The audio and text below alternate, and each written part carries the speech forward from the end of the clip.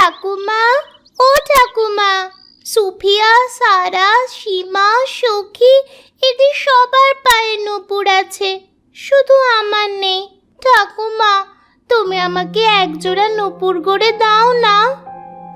আর কটা দিন ধৈর্য ধর মা, নদীতে আজ দুদিন কোনো মাছ পায়নি।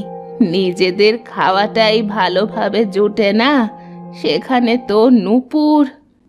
আমি জানতাম কখনো আমাকে নূপুর গড়ে দিবে না তুমি। বাবা মা যদি বেঁচে থাকতো তাহলে আমাকে নূপুর গড়ে দিত। এই দেখো, এখানে আবার বাবা মা কোথা থেকে আসছে। দিব মা, দিব। কয়দিন ভালোভাবে মাছ পাই, সেগুলো বিক্রি করে তোকে সুন্দর দেখে একখানা নূপুর গড়ে দিব। আমার সোনা ঠাকুমা। এই হয়েছে হয়েছে, এবার ছাড় দেখি। দেখ, অনেক বেলা হয়ে গেল, বেশি রোদ চললে আবার মাছ ধরতে পারবো না। এ কথা বলে ঠাকুমা তার জালটা নিয়ে নদীতে গেল মাছ ধরতে।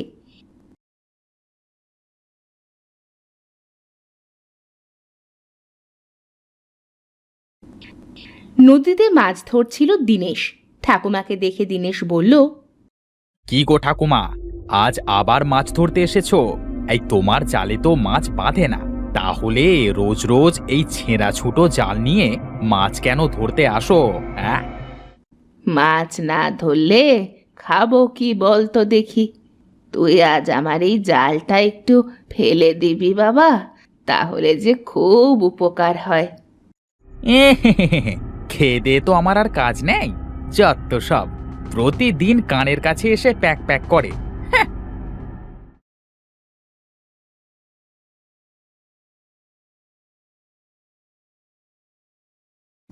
আল্লাহ, আজ দুদিন আমার জালে কোনো মাছ বাঁধেনি, আজ যেন জালটায় মাছ বাঁধে। মাছ না বাঁধলে খাবো কি?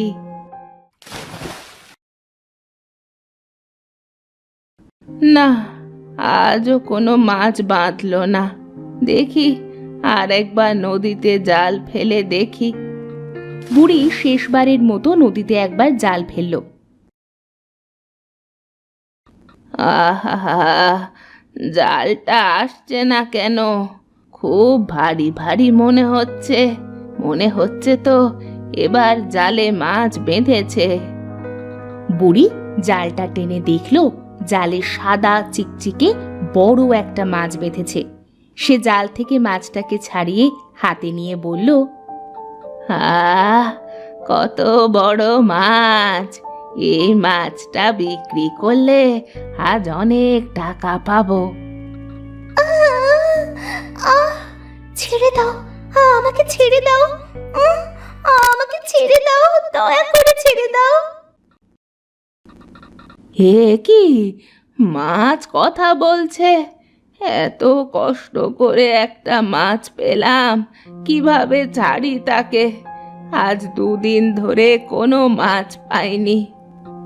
দয়া করে ছেড়ে দাও ঠাকুমা আমায়, আমি কোনো মাছ নই গো, আমি যে মৎস্যকন্যা। মৎস্যকন্যা? তাহলে তো তোকে বিক্রি করে আমি অনেক টাকা পাবো। আজ তোকে তাহলে আমার মাছের দোকানেই নিয়ে যাই। না ঠাকুমা, আমি যে মরে যাচ্ছি, পানি ছাড়া যে আমি বেশি সময় বাঁচতে পারবো না। আমি বাঁচতে চাই ঠাকুমা, আমি বাঁচতে চাই।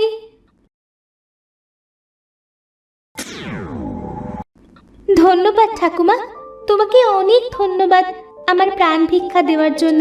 তবে তোমাকে আমি ঠকাবো না। এটা তো সত্যি মৎস্যকন্যা। এই নাও ঠাকুমা, তুমি তোমার মাছের দোকানে এই মাছটা নিয়ে রেখে দাও, আর যখনই তোমার আমাকে প্রয়োজন হবে তখনই এই জালটা নদীতে ফেলো। আমি যেখানেই থাকি জালের ভেতরে চলে আসব। কিন্তু একটা মাছ? হ্যাঁ, এই একটা মাছই তোমার অনেক মাছ হবে। তোমার দোকান থেকে মাছ কখনো ফুরাবে না। আর মাছ বিক্রি করা শেষে যতই মাছ থাকুক এই একটা মাছ উঠিয়ে নিয়ে বাড়ি গেলে দোকানে আর কোনো মাছ থাকবে না। আহাহাহাহা, ধন্যবাদ ধন্যবাদ মৎস্যকন্যা তোমাকে। তোমার এই উপকারের কথা যে আমি কোনো দিনও ভুলবো না। বুড়ি মৎস্যকন্যার কাছ থেকে বিদায় নিয়ে হাটে তার মাছের দোকানে চলে গেল।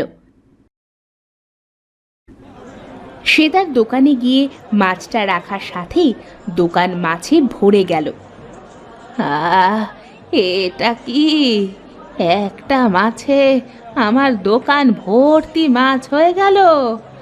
এটা তো সত্যি জাদুর মাছ দেখছি। যাক, অবশেষে আমার কষ্টের অবসানটা বুঝি ঘুচল। এবার ছায়াকে একখানা নূপুর গড়ে দিতে পারবো। এদিকে দিনেশ নদী থেকে কিছু মাছ ধরে হাটে ঠাকুমার দোকানের সামনে এসে দেখল ঠাকুমার দোকান ভর্তি মাছ।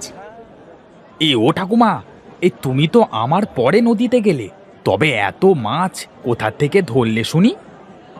ওই যে মৎস্যকন্যা দিয়েছে, এই জাদুর জাল আর একটা মাছ, তাই তো আজ আমার দোকান ভর্তি মাছ। সে কি কথা গো ঠাকুমা, মৎস্যকন্যা? তাছাড়া আর বলছি কি। ঠাকুমার দোকানে তরতাজা মাছ দেখে আজ যেন দোকানে ভিড় লেগেছে। সারাদিন মাছ বিক্রি করেও ঠাকুমার দোকানের মাছ কোনোভাবেই কমল না। বেলা শেষে, না, সারাদিন এত মাছ বিক্রি করলাম, একটাও তো কমলো না। অনেক টাকার মাছ আজ বিক্রি করেছি। সন্ধ্যাও প্রায় হয়ে এলো, এখন আমি বাড়ি যাই। বুড়ি জাদুর সেই একটা মাছ আর জাল নিয়ে বাড়ির পথে রওনা দিল। পথে দিনেশের সাথে বুড়ির দেখা। ঠাকুমা, এই সন্ধ্যায় তোমার চলতে তো অনেক কষ্ট হচ্ছে, দাও দেখি এই মাছটা আমার কাছে দাও, আমি তোমাকে বাড়ি পৌঁছে দেব। সূর্য আজ কোন দিকে উঠল তা কে জানে। কি হলো গো বুড়িমা? না না, কিছু না, নিতেই যখন চাইছিস তা নে। বুড়ি তার কাছে থাকা মাছটা দিতেই দিনেশ সেটা নিয়ে দিল এক দৌড়। অত ছাড়া এই ছিল তোর মনে? কিচ্ছু বলবো না আমি, আল্লাহ তোর বিচার করবে। এদিকে দিনেশ মাছটি নিয়ে হাটে এসে বুড়ির দোকানটি ভেঙে দিল। তারপর মাছটি নিয়ে বাড়ি ফিরে এলো। গিন্নি, ও গিন্নি! কি হয়েছেটা কি? এই রাতের বেলা এভাবে ডাকাডাকি করছো কেন? গিন্নি দেখো, জাদুর মাছ পেয়েছি, এবার থেকে আমাদের আর কোনো কষ্ট থাকবে না। কি বলছোটা কি? জাদুর মাছ? এরপর দিনেশ তার বউয়ের সাথে সব কথা খুলে বলল।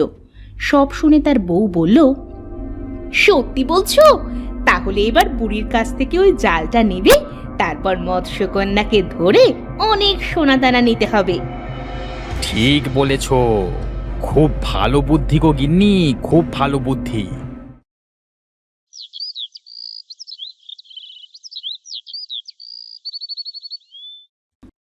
পরের দিন বুড়ি জাল নিয়ে নদীতে গেল।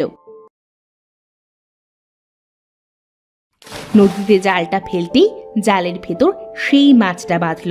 বুড়ি মাছটিকে ধরে কেঁদে কেঁদে বলল, মৎস্যকন্যা, ওই দিনেশ আমার মাছটা কেড়ে নিয়েছে, আমার মাছের ঘরটাও ভেঙে দিয়েছে। এটা নিয়ে তুমি কোনো দুঃখ করো না ঠাকুমা, তোমাকে আমি আবার মাছ দেব। না, এই রূপোর কাঠিটা 3 বার ঘোরাবে, তাহলে তোমার মাছের দোকান তৈরি হয়ে যাবে, আর এই মাছটাও আগের মতোই ব্যবহার করবে।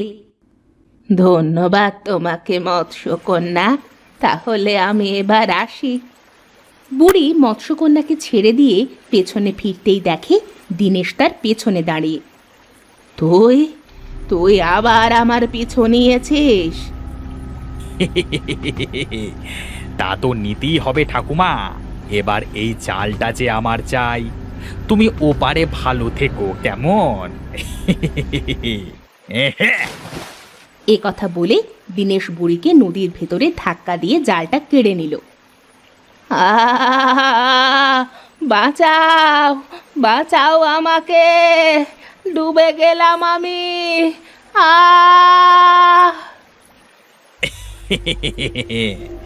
এবার দেখি জাদুকরি মৎস্যকন্যাটা যায় কোথায়।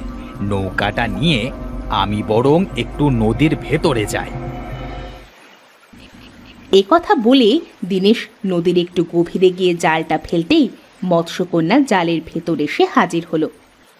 এই যে মৎস্যকন্যা, আমার অনেক সোনা দানা টাকা পয়সার দরকার, সব দে দেখি, না হলে তোকে আমি হাটে বিক্রি করে দেব। বেশ, তবে তাই হবে। আমাকে ছেড়ে দাও, তোমার সব সম্পত্তি আমি দিচ্ছি, রাখার দায়িত্ব তোমার।